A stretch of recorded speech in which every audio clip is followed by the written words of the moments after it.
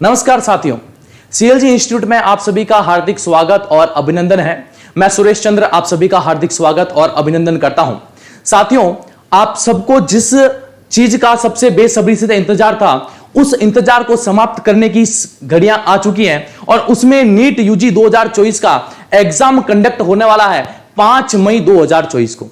और इस 5 मई 2024 एग्जाम को लेकर बहुत से ऐसे मेरे भाई बहन होंगे, बहुत से ऐसे विद्यार्थी होंगे जिन विद्यार्थियों के लिए यह एग्जाम बहुत बड़ी मायने रखता है। अपने लक्ष्य को निर्धारित करने के लिए वो चीज बहुत ज्यादा इंपॉर्टेंट रखता है और उसी लक्ष्य की घड़ी के अंदर केवल कुछ ही क्षण दूर है, पर उस एग्जाम को किस प्रकार से आप कंडक्ट करें, किस प्रकार से आप उसको यूटिलाइज करें ताकि आपकी सफलता जो है उन सफलताओं के मुकाम तक आप पहुंच सके। तो साथियों, आज एक बात जो सबसे इंपॉर्टेंट है कि भाई नीट यूजी से संबंधित जितने भी इंस्ट्रक्शन है, अपन उस इंस्ट्रक्शन के ऊपर बात करने वाले हैं। जो विशेष टिप्पणियां हैं जो एग्जाम के द्वारा बोली गई है और उन एग्जाम की विशेष इंस्ट्रक्शन को अपन ध्यान रखते हुए आपको मैं एक चीज याद दिला देता हूं कि रख हौसला वो मंजर भी आएगा, रख हौसला वो मंजर भी आएगा, प्यासे के पास चलकर समंदर भी आएगा। यूं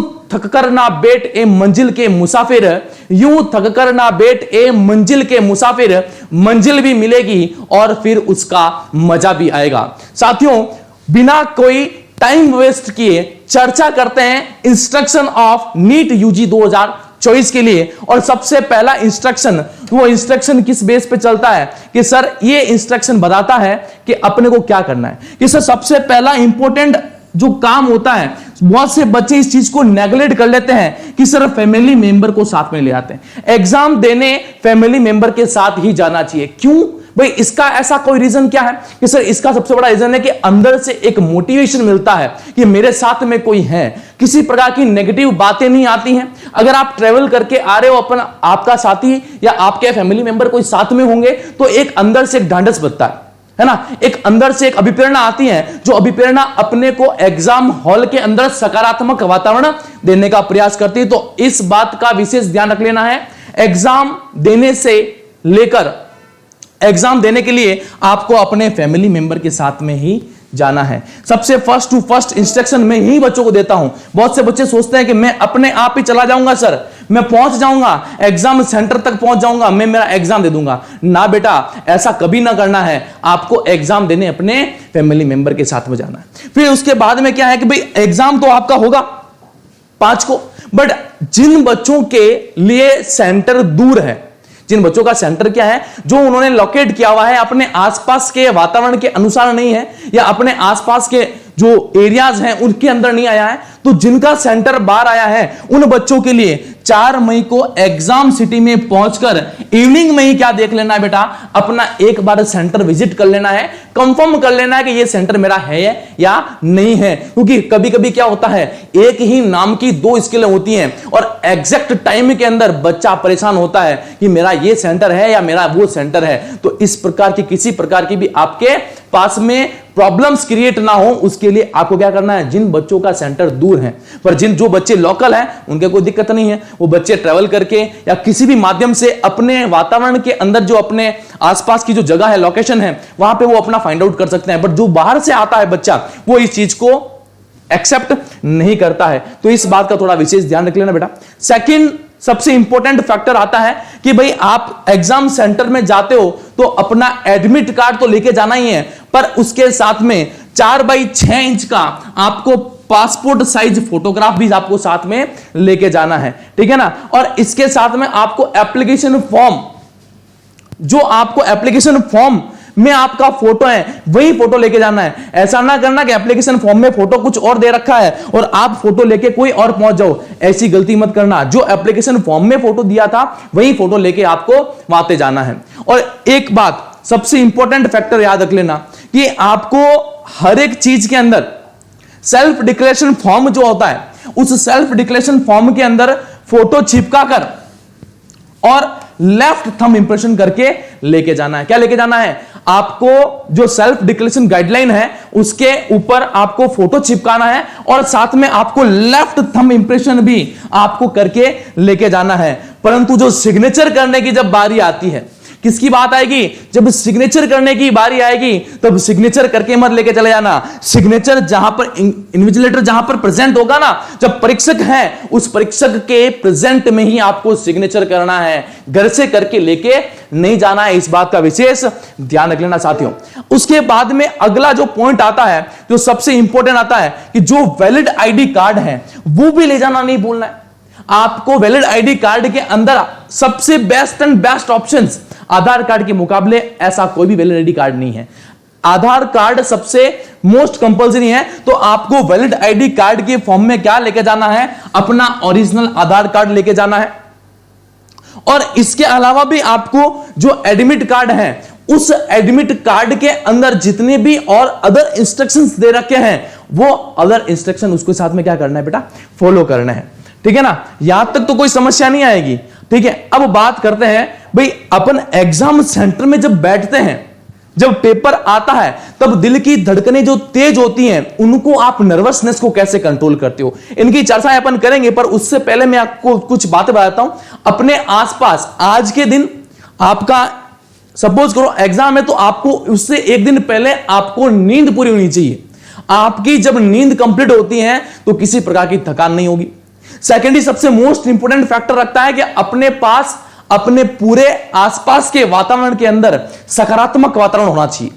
जब आप पॉजिटिव एनवायरनमेंट के अंदर, पॉजिटिव एनवायरनमेंट के साथ में रहोगे तो आपके दिमाग में पॉजिटिव एनर्जी रहती है, और उसी पॉजिटिव एनर्जी के तहत जब एग्जाम सेंटर में बैठते हो, एग्जाम हॉल में उस पेपर के साथ में आप जद्दोजहद कर रहे होते हो, तब आपको रिजल्ट जो होता है वो क्या मिलता है? बेस्ट मिलता है। और उन सब के लिए बहुत सी इंपॉर्टेंट फैक्टर्स हैं। मैं उन फैक्टर में से कुछ फैक्टर्स को आपके साथ में करना चाहता हूं कि एग्जाम सेंटर के अंदर जितना इजी वियर है, जो सिंपल आप पहन सकते हो, वो सिंपल चीजें आपको पहननी है। किसी प्रकार की भी रिंग, किसी प्रकार की भी वॉच, किसी प्रकार के ईयर नोज, कुछ भी प्रकार की रिंग्स, कुछ भी ऐसा आभूषण टाइप का आपको नहीं पहनना है।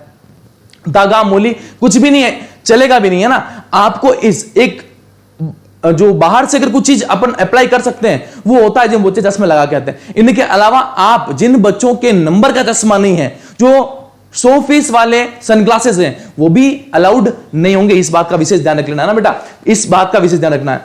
और अपने आप को, अभी नो डाउट है कि एग्जाम हो रहा है, और एग्जाम हो रहा किस टाइम में रहा है कि सर मई एनवायरमेंट में हो रहा है, तो नो डाउट गर्मी क्या होती है? ज्यादा होती है। तो अपने आप को हाइड्रेट रखने के लिए, अपने आप को क्या रखना है? हाइड्रेट रखना है। तो उसके लिए आप पानी प्रॉपर पीना है। ठीक है ना? उतना भी मत पी लेना ताकि पता चला एग्जाम सेंटर में बैठे कम से कम 2 से 3 बार आप वॉशरूम जाके आ जाए। लिमिट मात्रा के अंदर बैलेंसिंग बना के चलें, और स्वयं को और एनर्जेटिक रखना है। एनर्जेटिक नहीं रख पाओगे ना, तो उसके साथ में समस्याएं बड़ी होती है। बहुत से बच्चे होते हैं एग्जाम सेंटर के अंदर एनर्जी डाउन करके बैठते हैं, तो उनका माइंड का कॉन्शियसनेस जो होता है वो भी डाउन हो जाता है। तो वो चीज आपके पास में बिल्कुल भी नहीं होनी चाहिए। इस बात का विशेष ध्यान रखना है। हाइड्रेट रहना है, मतलब पानी पीना है, उतना ही पीना है जितना अपने लिमिट में है। और सबसे इंपॉर्टेंट बात, सेल्फ कॉन्फिडेंट। और आगे देखो बात नेगेटिव।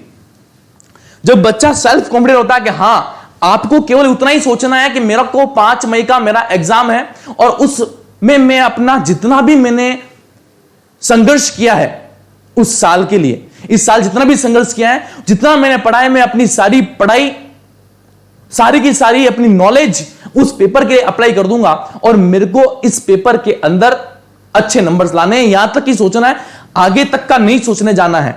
बहुत से बच्चे जो टेस्ट सीरीज में अंदर 550 प्लस बच्चे नंबर लेके आ रहे होते हैं, 600 के लगभग भी नंबर लेके आ रहे होते हैं, पर एग्जाम हॉल में बैठ के नर्वस हो जाते हैं। उसका सबसे बड़ा रीजन यही है कि वो 5 मई के आगे का सोचना चालू कर देते हैं। आपको ये चीज बिल्कुल भी नहीं करनी है। अगर 5 मई के आगे का सोचने बैठ जाओगे तो नो डाउट आप अपने दिमाग में नेगेटिव थॉट्स लेके आ जाओगे, और when you will get negative thoughts then your mind will be also negative.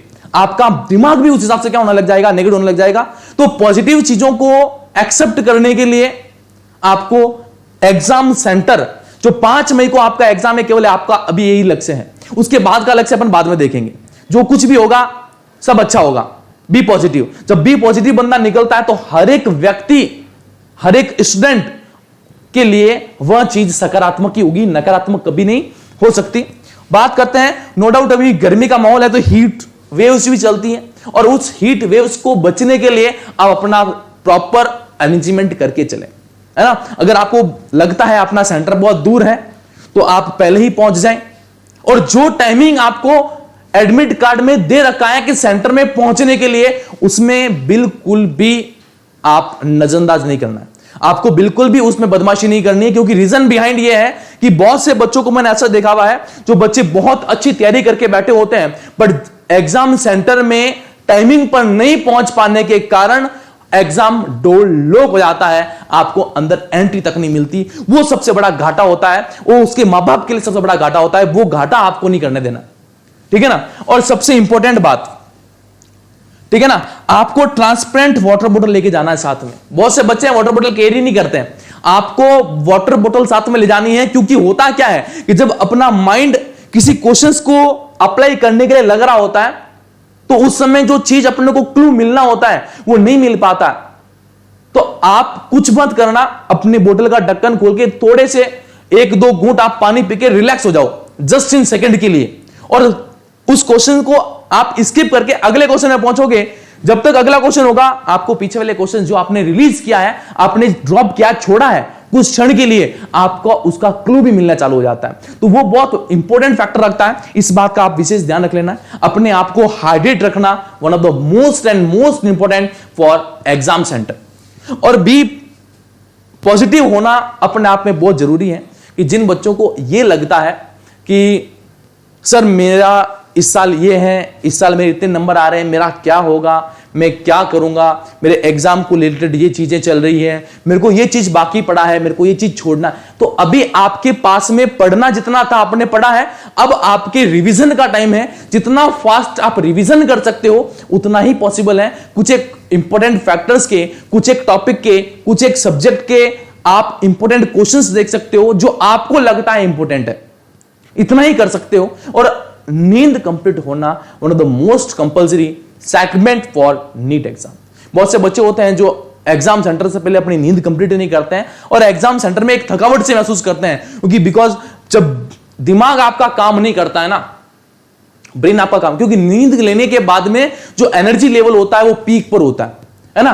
तो नींद लेने के बाद में एनर्जी लेवल जब पीक आता है, उस पीक लेवल के बाद में अगर आप बैठते हो एग्जाम सेंटर में अपने पेपर को सॉल्व करने के लिए, तो ये मान के चलना आप उसमें 100% दे सकते हो। और अपने को क्या देना है सर, 100% देना है। तो जब आपने 100% दे दिया तो पीछे कुछ बचेगा नहीं, सब कुछ चीजें आपके फेवर में आती हैं। बात करता हूं लास्ट एंड फाइनल चीजों की, कि भाई आपको जब 5 मई को आपका नीट का एग्जाम हो रहा है, उसके लिए सभी को बेस्ट ऑफ लक, बहुत सारी शुभकामनाएं। जिस समय का आपको बहुत टाइम से कि था कि हमारा नीट का एग्जाम कब होगा, हम नीट के एग्जाम में ये परफॉर्म करेंगे, हम नीट के एग्जाम में वो परफॉर्म करेंगे, तो वो क्षण आ चुका है। अपनी पूरी पॉजिटिव एनर्जी के साथ में, सकारात्मक सोच के साथ में, अपने माता पिता के लिए, अपने भाई बहन के लिए, अपने खुद के स्वयं के लिए आपको वो एग्जाम देना है और सकारात्मक सोच के साथ देना है।